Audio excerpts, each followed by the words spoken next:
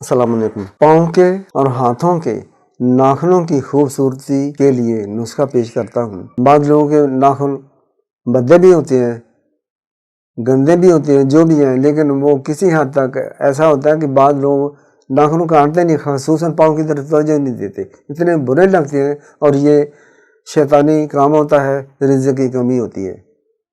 ہاتھ کے پاؤں کے ناخن نہ کاٹنا، یہ جنات آتے ہیں گھر میں، اس کے اوپر آتے ہیں، رزق کی کمی ہوتی ہے۔ یہ اسٹڈی کر کے دیکھیں، اسلام کی اسٹڈی کیا کریں، اسلامی دنیا کی، قرآن کی، حدیث کی، آپ کو بہت کچھ ملے گا۔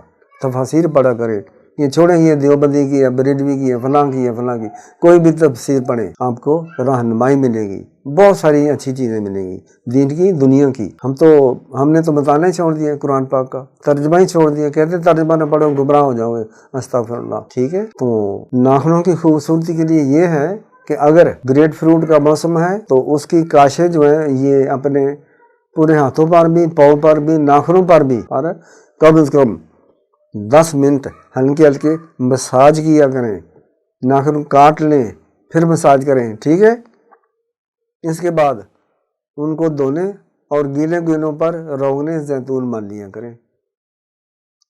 آپ کے ہاتھوں کی خوبصورتی ہوگی، پاؤں کی انگلیوں کی خوبصورتی ہوگی، ناخن خوبصورت ہوتے جائیں گے، اور ہر 8 دن کے بعد لازمی، اور ہر 8 دن کے بعد یعنی کہ جمعے والے دن سنت ہے ناخن کاٹنا۔